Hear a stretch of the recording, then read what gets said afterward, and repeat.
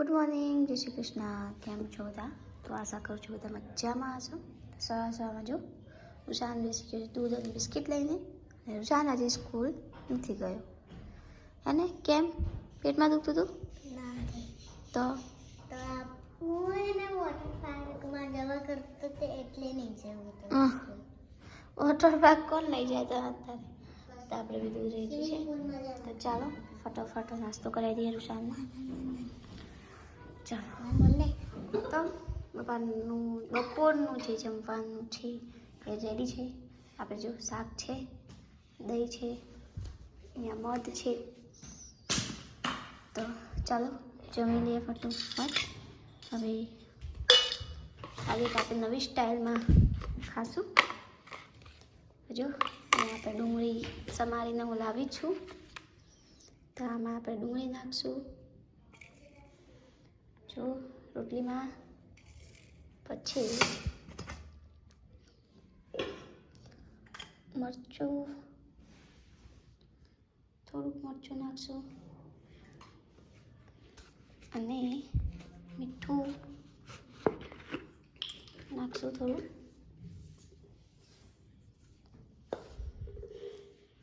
અરે યાર, તેલ તો લાવવાનું તો ભૂલી ગઈ. હું તેલ લેતી આવું. બરાબર, તેલ લઈને આવું છું. તો તેલ લઈને આવી ગઈ છું. જો તેલ. હવે આપણે આની અંદર નાખશું તેલ. તો હું છું ને એક સિમ્પલ છોકરી છું, કારણ કે મને જે ઘરની આપણા ગામડાની યાદ આવી જાય ને ત્યારે હું છે ને આવી રીતના મરચું, મીઠું, ડુંગળી, તેલ એવું આવી રીતના નાખીને મિક્સ કરીને અને ગામડાને યાદ કરતી કરતી આવી રીતના ખાઉં છું. કારણ કે અમુક ટાઈમે આ બધું ગામડાની બહુ યાદ આવી જતી હોય. તો આવી રીતના ખાઈએ આપણે તો આપણને સંતોષ થાય કે આપણે ગામડે જ છીએ. બચપનમાં પપ્પા કહેતા ગમે તેવી પરિસ્થિતિ હોય પણ હાર નહીં માનવાનું. તો તારે એવું નહીં, પરિસ્થિતિ સારી જ છે. આ બધું વસ્તુ આપણા જે જૂના દિવસો હોય યાદ કરાવી દેતા હોય છે.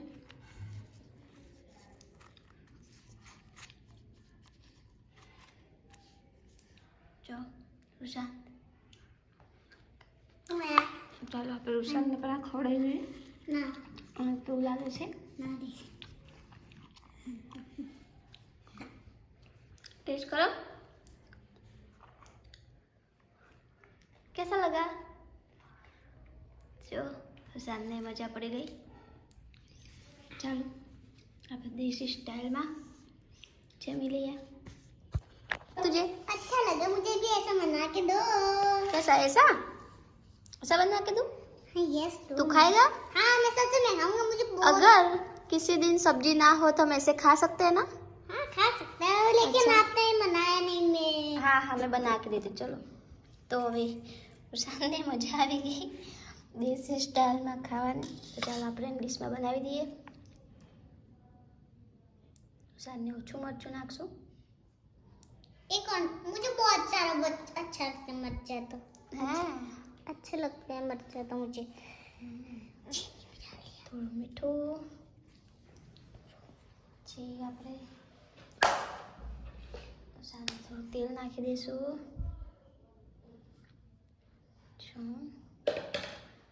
તો આવાના છોકરાને કંઈક નવું શીખવા મળતું હોય છે કે ગમે તેવી પરિસ્થિતિ હોય આપણે હાર ન માનવી અને કંઈક ના કંઈક જુગાડ કરીને પેટ ભરી લેવાનું.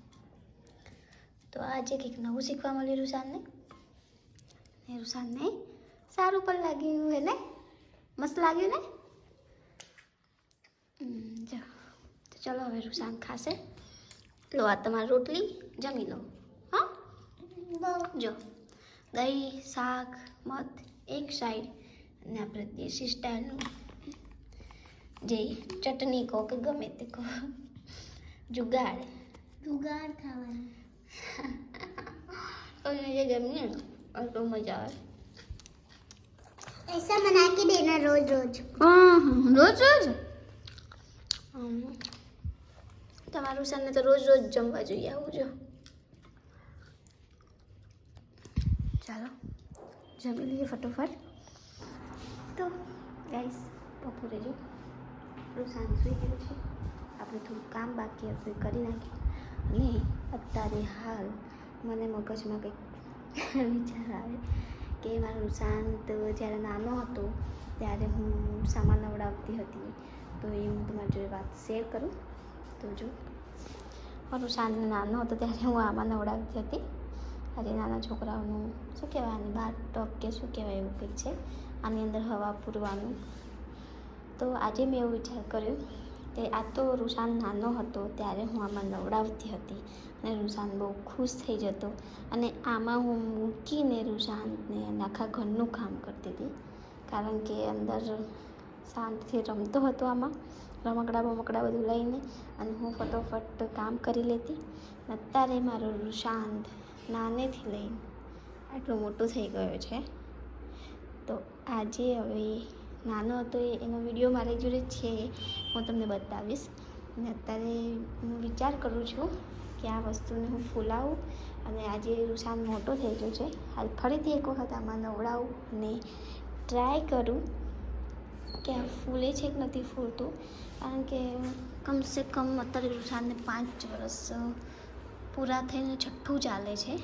તો હવે આ કમસે કમ 5 વર્ષ જૂનું છે. આપણે જોઈએ આ ફૂલે છે કે નથી ફૂલતું. અગર ફૂલી જાય તો આજે રૂસાનને આમાં નવડાવશું. તો ફૂલી જાય તો ન ફૂલે તો પછી પ્લાન કેન્સલ. તો ચલો ટ્રાય કરીએ ફટોફટ. તો તારે છે ને હું ફૂલાવવાની ટ્રાય કરું છું. જો હવા ફૂલી જાય ને તો સરસ, નહીં ફૂલે તો પછી ખાઈ લે. હા નહીં ફૂલે ને તો હું રૂસાનનો બચપનનો જે આમાં નાતો હતો એ વિડીયો હું શેર કરીશ તમારી જોડે. તો ચાલો ફૂલાવવાની ટ્રાય કરીએ આપણે આની. અહીંયાથી હવા ભરશું. ચલો તો જો આ નીચેનું છે એ મેં ફૂલાવ્યું તો કંઈક આટલું ફૂલ્યું છે. અને આમાં ક્યાં ગયું આમાં મેં હવા પૂરી હતી પહેલાંમાં તો એની જાતે જાતે નીકળી ગઈ.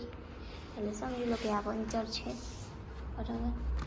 જે આવવાનું ટ્રાય કરી આ ફૂલે છે પણ આને કારણે કદાચ બધી પ્રોબ્લેમ થાય છે એવું લાગે છે. જો અહીંયા પણ હવા પૂરતી અહીંયા પણ નીકળી ગઈ.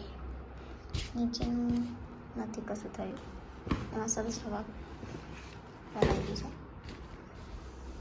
તમે જોશો ટ્રાય કરી પાણી ભરી જોઈએ કેવું લાગે. હવા એવું લાગે તો નાશે રૂસાનમાં, ન લાગે તો કંઈ નહીં. તો ચાલો આ તો રૂસાનનું બચપનનું હતું. એ બચપનની વસ્તુ બચપનમાં જવા દઈએ. પણ જસ્ટ આજના માટે રૂસાનને આમાં નવડાવશું આપણે. આમાં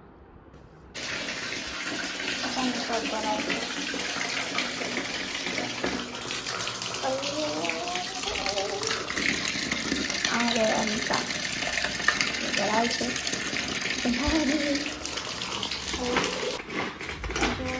ઓલી કટિંગ કરી દીધી છે.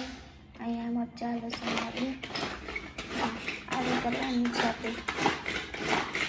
ચોપડમાં જો મારા હસબન્ડ હેલ્પ કરે છે.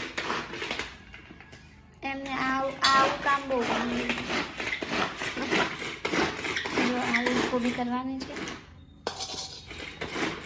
સરસ ઝીણી ઝીણી. આ ચોપડમાં છે મસ્ત ઝીણી ઝીણી થાય છે.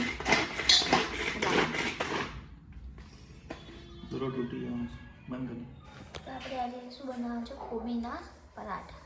તો જો કોબી જ પછી આપણે અહીંયા અદરક લસણ મરચું મરચું લીલું, ડુંગળી, ઘઉંનો લોટ, આ છે બેસનનો લોટ, અહીંયા મસાલા છે આપણે.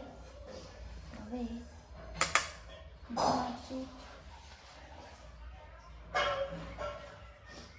ધાણા જીરું પાવડર, થોડીક જ હળદર, ગરમ મસાલો, થોડુંક જ મરચું લીલું નાખ્યું છે. હવે બીજો થોડુંક પાણી પૂરીનો મસાલો નાખશું આપણે ટેસ્ટ માટે, કેમ કે આમચૂરનો પાવડર નથી. પછી પાણી પછી મિક્સ કરી દેવાનું છે. બધા મસાલા આવી ગયા છે. થોડુંક જીરું નાખીએ, વચ્ચે આવે સરસ લાગે. ચાલો મિક્સ કરી દઈએ બધું. તો બધું મિક્સ કરીએ છીએ. પહેલાં તો આપણે પાણી નથી નાખવાનું અને મિક્સ કરવાનું છે બધું. જરૂર પડે તો જ નાખશું, આમ તો નહીં જરૂર પડે, કારણ કે ડુંગળી અને કોબી બંને પાણી છોડતા હોય છે. તો જો આપણે અહીંયા તવી મૂકી દીધી છે ઢોસાવાળી. આપણે હાથમાં તેલ લગાવીએ છીએ, કારણ કે આ બેટર છે ને બહુ પાણી જેવું છૂટે છે કોબીમાંથી, એટલા માટે. અહીંયા ગરમ થઈ ગયું છે. જો તવી વધારે ગરમ થઈ ગઈ લાગે તો પાણી નાખીને થોડું ઠંડી કરી દેવાનું, જેથી આપણે ચીપકે. તો નહીં નાખશું.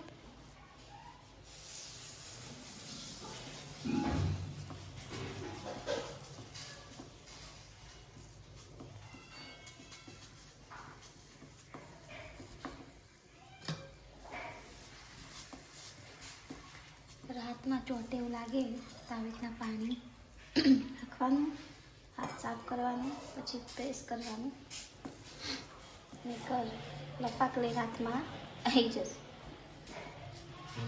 તો જો આપણે કોબીનો પરાઠો હું આનાથી દબાવીને શેકું છું, કારણ કે અંદર કાચો ના રહે એટલા માટે. અને વધારે ઓઇલ ના લાગે એટલા માટે.